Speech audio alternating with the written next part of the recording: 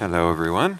My, my name is Warren Black. I'm the morning host at All Classical Portland. If you've heard of that as a radio option that you have, good to know. Glad you're enjoying it. I have a pleasure tonight. I've done a few of these concert conversations. The first one I get to do with a friend of mine. This is my friend Nancy Ives, who's also the principal cellist with the Oregon Symphony, or I should say Dr. Nancy Ives, right? Well, that's true. That's right. She knows a lot about music. And we're going to talk about tonight's More all the program. So I don't know if you wanted to say anything else about yourself or... You can't see me grinning. It's so much fun to get to do this with Warren. Normally there's a lot of digressions when you and I talk. We get into recipes, all sorts of other things. Warren so who makes knows? great pesto. Oh, yes. Well, Nancy is like the pickle queen. I actually have a piece of glass from when Warren worked at, what's it called? Bullseye glass. Bullseye, yeah. That says Pickle Queen. Mm-hmm.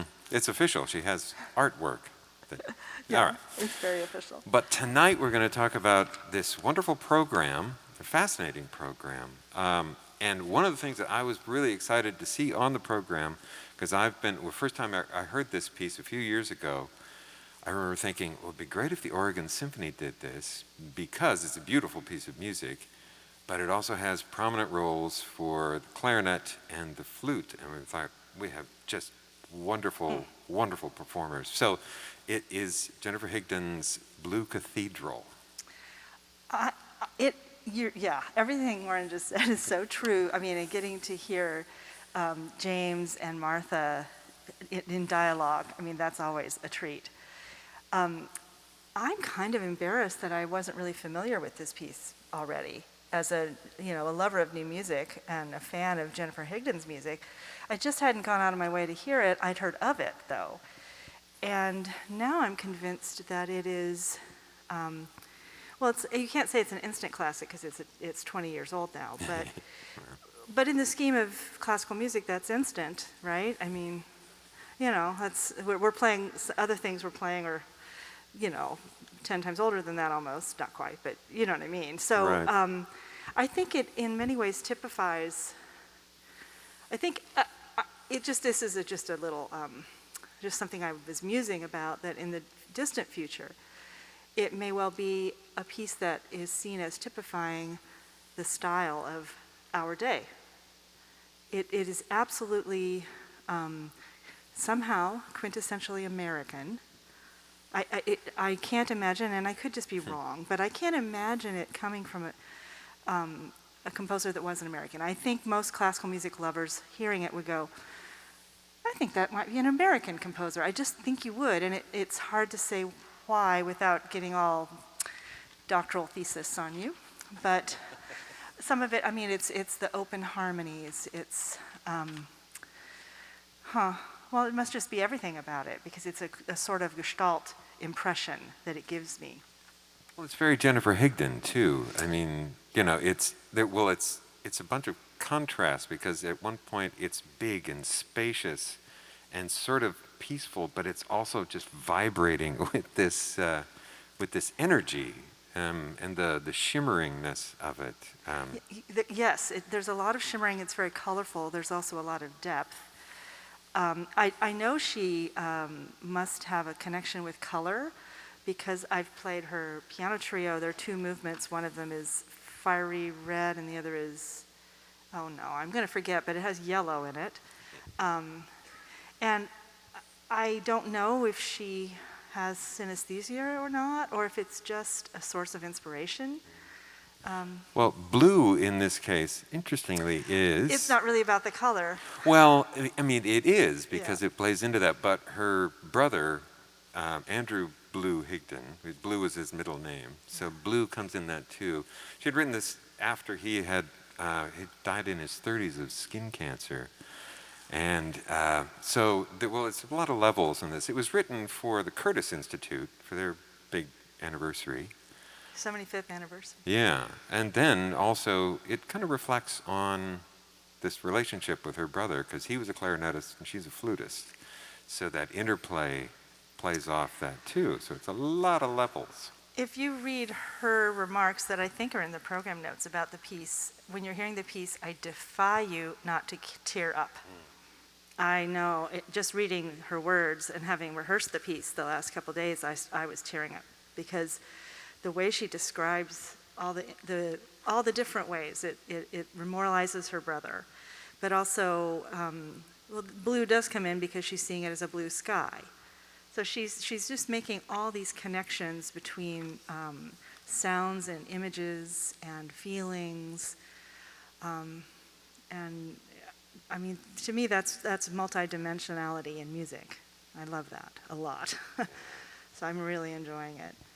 Yeah, it covers a lot of ground. I mean, that like any beautiful work of art, it works on a lot of levels. Yeah. So. Well, and our conductor has a lot of affection for it. He spoke very eloquently about it. Well, he speaks eloquently about everything. Just you wait. I predict the audience is going to fall in love with him. The orchestra certainly has. It's been absolutely delightful. He's very erudite, but everything is completely from the heart. So what you're getting in this concert is that absolutely stunning to me summation of both erudition and from the heart. In fact, if you see him looking at us, sorry about I took notes, by the way, during the rehearsals. If you see him with your back, but he's looking at us, he's putting his hand on his heart, and last night he opened his lapel and put like his heart in his pocket, as if we had I think the idea being that we had his heart in our pockets. It was very lovely, and he has done the piece that we're talking about with the composer, so he's very authoritative about how it should go. But yeah, I tried to keep notes because he kept saying these things that I thought, oh, people are going to want to hear that. Really cool things. Let me look. I haven't reviewed my notes yet. Oh yeah, this must be about the Higden. Relic of a Broken Symphony. There must be there's some things that sound fragmentary. It isn't a melody-based piece. There are beautiful long lines, but there's not one hummable melody that gets varied. That's another thing that's very typical of a lot of the music of our time, right? So yeah, I think that definitely refers to the Higden, Relic of a Broken Symphony. That was very beautiful. Well, which piece should we go to next? Can I ask you first, is this the first time the symphony has worked with Mario? Yes. Somehow. So tell us a little bit what that's like from a behind inside the game sort of thing. Are you guys nervous to meet a new person, or it's just like some other person showing up? Probably more of the latter. It's stock and trade, right? And it's fun to have, it's like, oh, good. I mean, it's a new thing. It's a new adventure. And sometimes a lot of people have already worked with any given guest in another place, so people can kind of get the lowdown.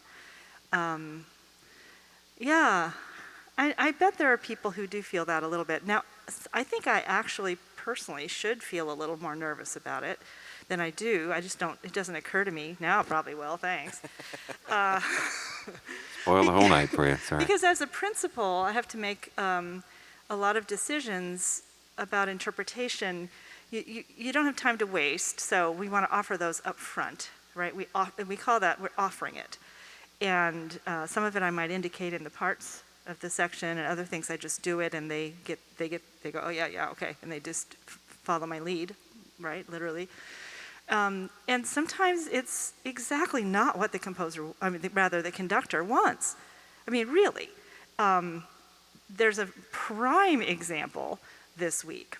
Okay, Brahms, Third Symphony, third movement. Da da da dee da dum, right? This is a major excerpt for the cello. Every single one of us has practiced it to a fairly well. We can all play it in our sleeps. We all have our pet fingerings, our pet bowings, and we all play it with a lush, expressive vibrato. We play it in rehearsal, and he asked us to please play it with absolutely no vibrato. Now, this orchestra, which is, I think, fairly well known for its flexibility and its willingness to try things, we can play without vibrato, but on that, you could feel the gulp in the whole cello section, like, you're kidding. I think at that point in the rehearsal, we'd already developed, we had great respect for the maestro, and we would do what he asked anyway, but we did it with great, with enthusiasm, because he'd already shown us some wonderful ideas in the previous two movements. So that was not a stretch at all, but it takes a minute because you have to completely re-gear something you've done extra much. So I was just so proud of my section, which is just kind of crazy good right now, let's just say. And I was just so proud because we did it. We just did it. And everyone, luckily, we played a lot without vibrato in the classical repertoire under Carlos Kalmar, as I'm sure many of you know. And so we know how to do that and use the bow to make the shape and to make the phrasing. And that's the trick. You don't just cut the vibrato out. You use the bow differently. You use bow speed to add a little different vibrancy that you might have used a speedier vibrato to do. So we all know how to do that. I'm pretty sure absolutely none of us had ever thought for a moment of doing it in that context, in that melody in the Brahms. But it is deeply affecting. One thing he said when he was talking, there are a lot of places where he's asking the strings to play without vibrato. He's very specific because he's going for a very specific color. And he said it was the difference between being erotic and pornographic. Pretty good, right? See why I took notes? Another thing you can get when you have that non-vibrato playing is it'll sound more like an organ. So you'll probably notice some moments that sound very organ-like. And let's see. Well, and he told us that actually they would not, in that Beethoven, Brahms, Schumann, in that time, the players would not have done vibrato routinely unless asked. And he was calling it's like the ketchup, that we all liberally just put ketchup all over everything. And that they would not have done that. And it's hard to know that for sure, except that scholars find that there's a point a little later where they start saying in letters and in writings, talking about when it would be appropriate to add vibrato. So we know, it was not the default the way it is now. So erudition, there you go. He also mentioned Harnoncourt being an influence, the conductor. So, or it's sort of in the way he, I'm so sorry, I'm not supposed to let this touch. Another thing about his approach to Brahms that has been different perhaps than we've normally done it is that he focuses on keeping it lighter and keeping the mood shifts very quick. And it makes it more fluid and kaleidoscopic. And by using a lighter approach to the sound, I think it's easier to do that, actually. And it's not always light, it'll get heavy, but okay, I just have to share this. So he was saying, do it more Viennese, and he would, and with this lift and lightness. And I just could not help but chuckle over the irony that with a current music director who is Viennese and a previous one who is Vietnamese, and they would have done it very Germanically. So, of course, it makes sense. This maestro is Swiss, right? I mean, it's like French fries are actually Belgian. People don't say their own thing and say, do that, right? They're always reflecting on someone else. So I think, it's really fascinating. And I hope you can, I'm trying to think of all the things to help you hear some of the things that have been so revelatory for us this week. Well, I'm not surprised we got the food, because I was just going to say that it felt like the approach was probably a little more Tuscan than Bolognese. But anyway, it's a lighter but still rich kind of thing going on. With a lot of emotionality. it actually, to me, it's actually serving to heighten the emotion. I have to say, we played this program in Salem last night, and you see it in your program that we're playing a Hungarian dance, but I think many of us forgot that we were going to play that, because the symphony, which ends quietly, which is why we're playing it, the symphony was so satisfying and such a rich experience. I felt so replete. And it's like, oh wait, no, we have something else to play. Which, it's delightful. But it was, that's how satisfying it is to do this version. And I remember thinking, is this my favorite symphony? Or has it always been my favorite Brahms symphony and one of my very favorite symphonies? Or is it just because it is now? It was last night, that's for sure. Ah, that's nice to have. I mean, especially for somebody, you played the Brahms 3 a bunch of times. It'd be fun to be able to come to it in sort of see it in a new light, which, I mean, every performance is technically, a new thing, but especially to have a very new approach to it. Yeah, it's a treat. How many of you have heard Brahms' Third Symphony? How many of you have heard it twice? How many of you heard it 3 times? 4? All right. Boy, you've still got a few hands up. See? Nice. Mm-hmm. Yeah. It's a big hit, after all.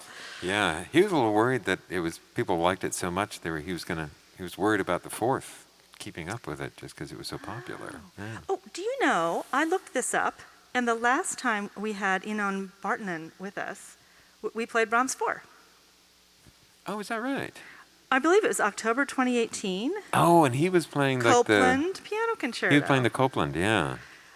I just couldn't believe our good fortune that our replacement for someone is someone so amazing. Oh my gosh, and it's just exquisite what he does. And the cadenza he's playing is apparently a cadenza Beethoven wrote late. And it is really cool to hear the contrast between this early Beethoven concerto and the cadenza right at the end of the first movement that's very late Beethoven. It's fascinating. Well, we should talk a little bit about him. He's a fascinating character. He was in town. I remember I didn't make it to that performance, but I remember I got into the open rehearsal for the Brahms 4 and the Copland, and as usual, he just has such energy, and it'll be fascinating to see him channel that into this early Beethoven, which Beethoven used as kind of a calling card to say, hey, Vienna, look what I can do. It's a sparkling approach. It's really lovely. I love hearing people who play a lot of new music and really love playing newer music play an older piece like this, because I think when you are in the habit of approaching pieces as, without a lot of preconceptions, there's a way of being both rooted in the knowledge of the style and the tradition and still having that fresh feeling about it as if it was written for you a couple years ago, that kind of thing. I think we're getting that. Yeah, I feel like he's about 35, maybe 40% a jazz player. It's just there's that kind of he's just feisty, like wanting to get right into it. Well, hence the phenomenal performance of the Copland. Yeah, that was good casting to have him do the Copland. It was funny. I just saw Katie. That program was also with June Merkel, who is now our principal guest conductor. Oh, that's right. Yeah. And Catherine Balch. There was a piece by her. I just heard the other day. She's now on the faculty at Yale, so a rising star. So it was sort of fun to make that connection. I had to look it up, but. Right, and it's interesting to have people, guest solo artists come back through. It's kind of like, meeting somebody you met a while back. Yeah. And so I mean, how would you describe his approach to Beethoven, having heard it last night?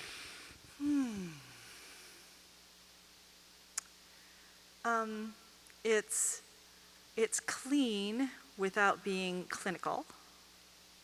I feel like he's willing to take risks, but he's not like coloring outside the lines. So it's So it's like really a beautiful balance of a sort of fresh, adventurous spirit and real scholarship. I mean, he's really known for Beethoven, actually. So, yeah, it's just so convincing. It's hard to imagine it any other way. But also, I think they're a great team, and I don't know how much they've worked together before. They're clearly a great team. I also, overheard them exclaiming at how nice it was to work with this orchestra. Well, of course, yes. And so let's see. So we have the Jennifer Higdon, and then the Beethoven, as I recall, right? Yeah. Yeah. And a little break, and then into the Brahms. I wonder how like Brahms would feel about having to follow Beethoven, even early Beethoven. Brahms had that monster over his shoulder. He had a complex. Yeah. That's a good point. He's long gone, so maybe his spirit is somewhere like, Well, let's see. How many of you have heard the Beethoven Second Piano Concerto before? Twice, 3 times, 4 times. I think we can reassure Brahms that if anything, I think more of you have heard the Brahms more than once. Yeah, well, probably, yeah, and more than this second one, which was actually his first one. So we're cheating a little. Yeah. But we're trying to make Brahms feel better because he has a complex. Yes, Johannes, don't worry about it. Everything's going to be fine. We love you, yeah. We really do. Especially the cellos and violas always rub our hands in delight when we have Brahms coming. Oh, yeah. Well, all of those, particularly that third movement. Just one of the most gorgeous things ever. And there are a lot of gorgeous Brahms slow movements. So. Yeah. Well, and it's interesting because it's a slow movement and a minuet in one. And that's something else the maestro said, that he called it a minuet in black. And and you may have heard it before done very slowly, to really enjoy the lyricism of that theme. But technically, it's an andantino, or I should know this. I think it is andantino. Wait, we can look. I have the it says poco allegretto, similar. So poco allegretto, that always, that's a little allegro. Poco allegretto, that's so I think just on a practical level, when we see allegretto, you assume a dance character. And poco, so he's saying, give it a little dance character. That's how I would interpret that.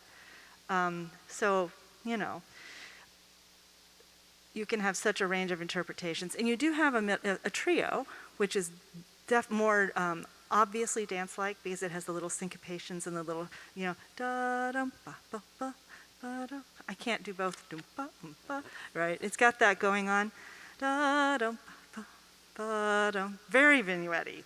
And so I think a lot of interpreters will just go, okay, we're just going to go da-da-da-dee. We're just going to enjoy that. And, I love that too, I'm not going to lie. But if you really look at it as the whole movement being a minuet in black, you get something more like what you're going to hear tonight. Oh, I just thought of something. I have very fond memories of playing this with James DePriest, who of course would be on the side of wanting to accentuate the lyricism of the opening theme. And he used to tell us it was like shoveling smoke. He was a poet, right? And that was one of those ineffable things you're going, that's very poetic. How the heck do I do that? But it's a very fond memory for me to think of that because I never forgot it. It's like shoveling smoke. Yeah, that's good. I actually think that applies a little to how we're going to play it tonight. So hopefully he would enjoy it.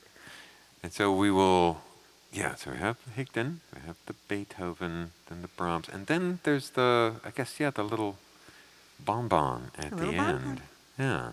And you say that's probably because the Brahms ends so quietly, right? Right. And there's a lot of sorrow in this program. It's none of it heavy sorrow. Yeah. Yeah. Yeah. Anybody have a question for Nancy or any questions at all? Oh, wait, one there. Yes, sir. There you go.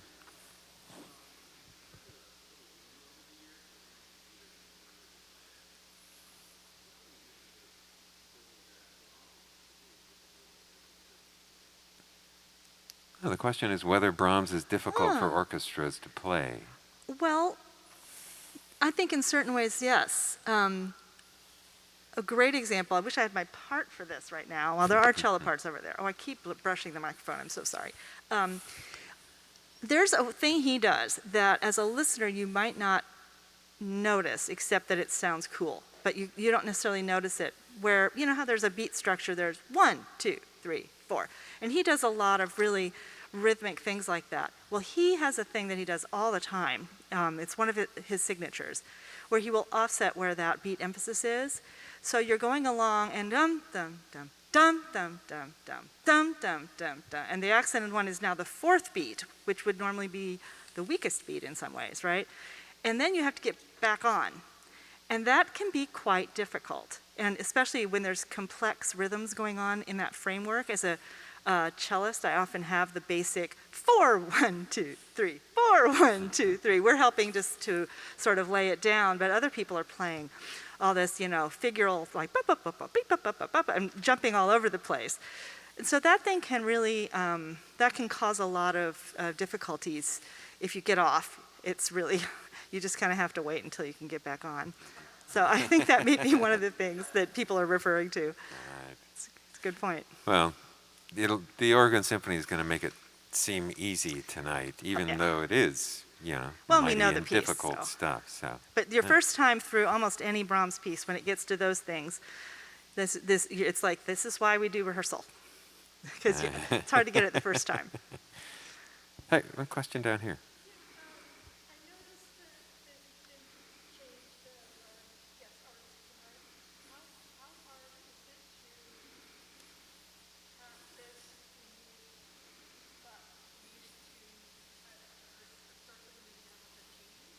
That's a good question. Yeah, it's a bit difficult to change when you have, because there was another, I forget now who was originally scheduled. Lars Vogt. Yeah, Lars Vogt was, but yeah, it's a different. Well, so the question is it hard to change to a different guest artist? And the truth is, I don't want to keep doing this, so I'm going to put these down. Yeah. It's very far away. The truth is that we never got to rehearse with the original scheduled artist. We only rehearse a few days in advance of the first concert. So the answer is no trouble at all. And of course, in this case, we got someone we had worked with before and had a great rapport with, so it's even especially easy. But what would be difficult is if something happened to the soloist after all the rehearsals. Yeah. And you could find someone who knew the piece. If you could find someone, on short enough notice, that would be harrowing to have to just do the concert. And there what would happen, let's take that hypothetical situation, which I'm sure has happened before, somewhere, sometime, if not many times. You have the conductor getting together with the replacement, and then the orchestra just trusts the conductor. But there's a lot of, especially in Beethoven, there's a lot of, it feels like playing chamber music. It's transparent enough, it's not a big, thick, and overly complex texture that we are able to just really, and of course we're, Bartonen is a fabulous chamber musician. So it's really chamber music. So it wouldn't be as hard as you might think, depending on the repertoire. If it was I don't know, a less familiar piece, or I was going to say Rachmaninoff concerto, but those are we know them really well. But pianists do really different things with them, and that could be really tricky. But we'd be fine. It'd just be a little extra, wide eyes, ears to catch all the things. All right, well, it's always a pleasure to talk with you, Nancy. Likewise. It's great to have all of you here tonight. It means a lot to the musicians to look out and see you here tonight. So Really does. enjoy the program. You're in for a treat, as you always are with the Oregon Symphony. So enjoy the show. Nancy Ives, I'm Warren Black. Thank you, everyone.